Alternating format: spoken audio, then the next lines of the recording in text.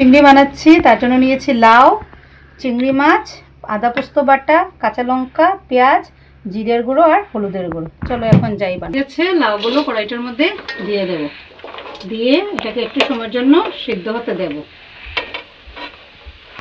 ঢেকে সিদ্ধ হতে দেব। মধ্যে দিয়ে দেব লবণ, স্বাদ মতন লবণ দিয়ে দেবো। এখন ভালো করে লবণটাকে এটার সাথে মিক্স করে নেব, লাউটা ভালো করে সিদ্ধ হয়ে যায়। সিদ্ধ হলে পরে রান্না করব। এটাকে একটু ঢেকে দিচ্ছি। অন্যদিকে কড়াই গরম করে তেল দিয়ে দিচ্ছি। গরম হয়ে গেছে, চিংড়ি মাছগুলোকে ভালো করে ভেজে উঠাবো।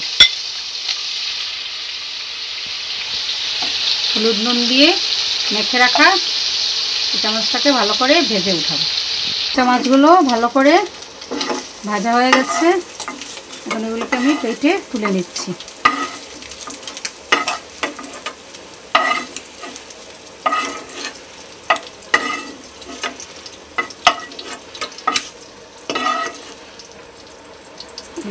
সিদ্ধ হচ্ছে, সিদ্ধ হয়ে যাবে তখন লাউগুলোকে এরকম উঠিয়ে নিতে হবে, যাতে লাউ থেকে জলটা বের হয়ে যায়।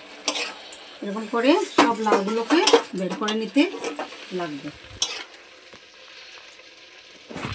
সবগুলি লাউকে এরকম জলটা বের হওয়ার জন্য রেখে দিতে লাগবে। জলটা ফেলবে না, জলটা পরে লাগবে। কড়াইটা গরম হয়ে গেছে, একটু তেল দিয়ে দেবো।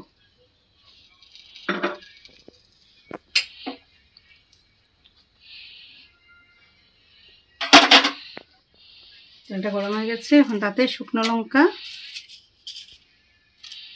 আস্ত জিরে ফোড়ন দিয়ে দেব।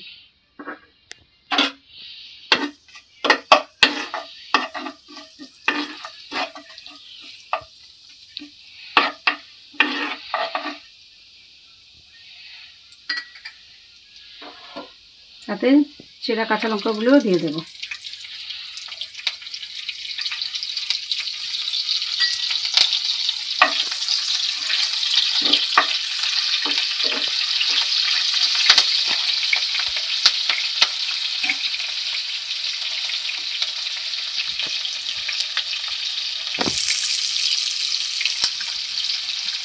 কাঁচা পেঁয়াজগুলোও দিয়ে দেবো।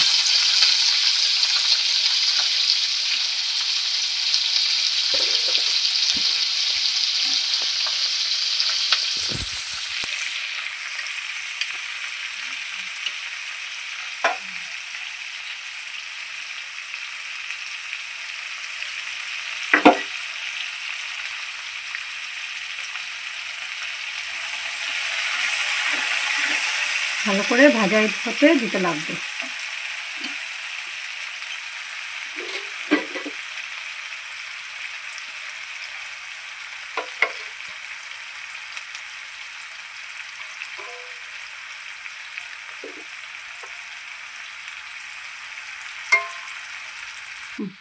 এখন লবণ দিয়ে দেব,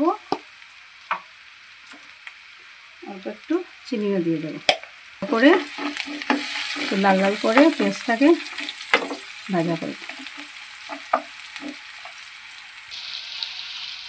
এখন পোস্ত আদা বাটাটা এটার মধ্যে দিয়ে দেবো।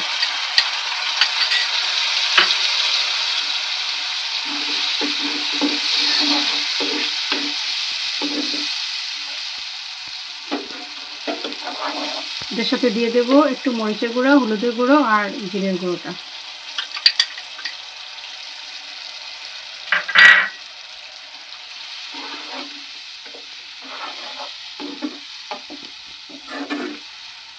মশলাটাকে একটু হতে দেব।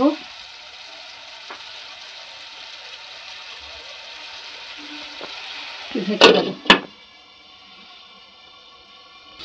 অল্প করে উঠিয়ে দেখে নেব মশলাটা কাঁচা গন্ধ গেছে নাকি।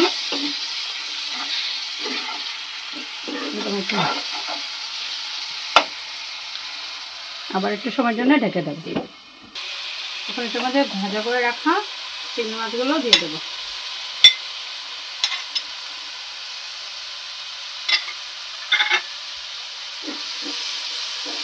ভালো করে নাড়িয়ে একটু সময় ঢাকা দিয়ে রেখে দেবো।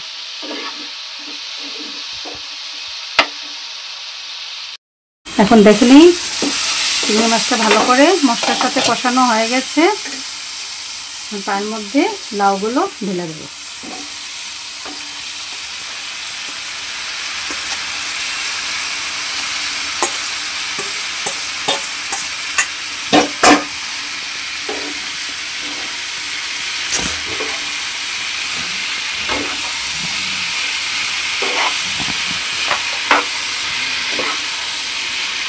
ভালো করে মিক্স করে দেব লাউটাকে।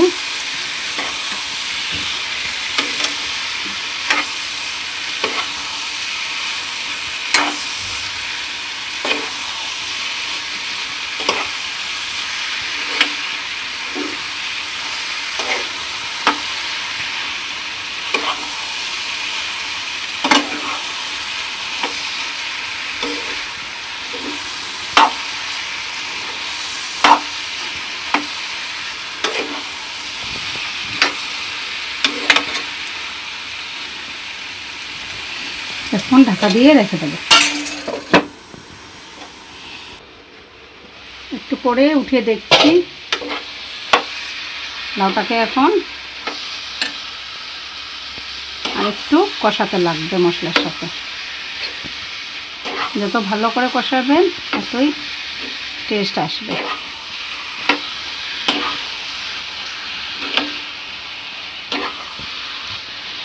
আবার একটু সময়ের জন্য ঢাকা দিয়ে রেখে দেব। এখন দেখো লাউটা ভালো করে ভাজা ভাজা হয়ে গেছে। আমি মধ্যে আরও 2-3 বার উল্টে পাল্টে দিয়েছি। এখন তো লাউটা ভালো করে মশলার সাথে সুন্দরভাবে কষানো হয়ে গেছে এবং লাউয়ের যে একটা কাঁচা গন্ধ থাকে ওইটাও চলে গেছে। এখন লাউ বয়েল করার জলটা ছিল না, ওইটা না ফেলে এটার মধ্যে দিয়ে দেব। ভালো করে যাতে মশলাটা ভালো করে এর সাথে মিলে যায়।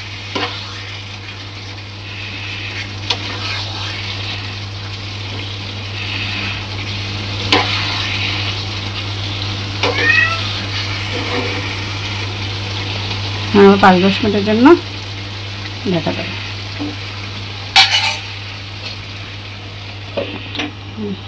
এখন উঠিয়ে এটার মধ্যে ধনেপাতা, লাউ তো তাই একটু বেশি করে ধনেপাতা দিতে লাগবে।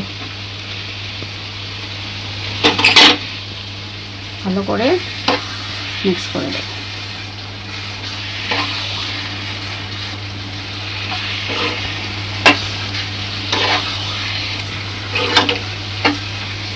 অল্প সময়ের মধ্যেই আমাদের লাউ চিংড়িটা রেডি হয়ে যাবে।